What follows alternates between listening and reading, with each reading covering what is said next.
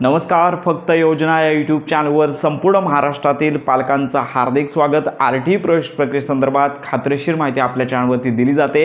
साधारणतः दुसरी निवड यादी आहे, तर या यादीमध्ये ज्या पालकांच्या पाल्यांची नावं आहेत अशा पालकांसाठी पुन्हा मुदतवाढ कागदपत्र पडताळणीसाठी झालेली आहे।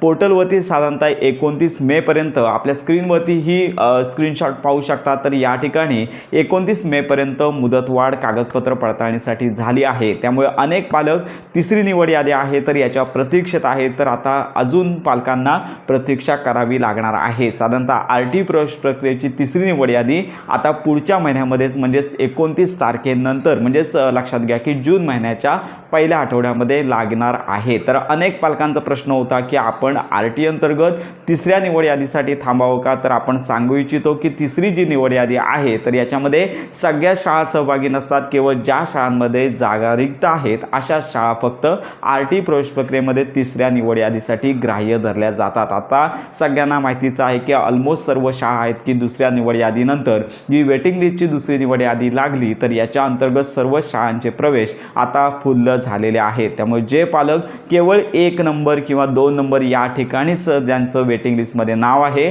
आणि शाळांमध्ये जर जागा रिक्त असतील तर अशाच पालकांनी तिसऱ्या निवड यादीच्या प्रतीक्षेसाठी थांबायचं आहे। अन्यथा पालकांनी आशा सोडून द्यायची आहे किंवा आपल्या पाल्याचा प्रवेश इतर शाळांमध्ये किंवा रेग्युलर ॲडमिशनच्या माध्यमातून करायचा आहे। कारण का दुसऱ्या निवड यादीमध्ये ज्या पाल्यांची नावं आलेली आहेत ऑलमोस्ट शाळांमध्ये प्रवेश फुल्ल झालेले आहेत आणि असे पालक जे तिसऱ्या निवड यादीसाठी थांबू इच्छितात तर त्यांना माझी एकच विनंती की शाळांमधील किती जागा फुल्ल झालेल्या आहेत आणि तुमचं जर पहिल्या आणि दुसऱ्या निवड यादीमध्ये म्हणजेच वेटिंग लिस्टमधली जी नाव आहे तर त्याचा प्राधान्यक्रम 1 किंवा 2 असेल आणि याच्यामध्ये महत्त्वाची बाब 1 आणि 2 असून फायद्याचं नाही आहे। तर यामध्ये तुमच्या पाल्याचे ज्या शाळा टाकलेल्या आहेत त्या शाळांमधील जागा रिक्त असतील तरच पालकांनी प्रतीक्षेत थांबायचं आहे। अन्यथा पालकांनी आपली आशा सोडून द्यायची आणि रेग्युलर ॲडमिशन करायचे आहे। तर अशा प्रकारची ही महत्त्वाची माहिती सर्वांपर्यंत नक्की शेअर करा। साधारणतः तिसरी निवड यादी ही जून महिन्याच्या पहिल्या आठवड्यामध्ये लागणार आहे। तर अशा प्रकारची ही महत्त्वाची माहिती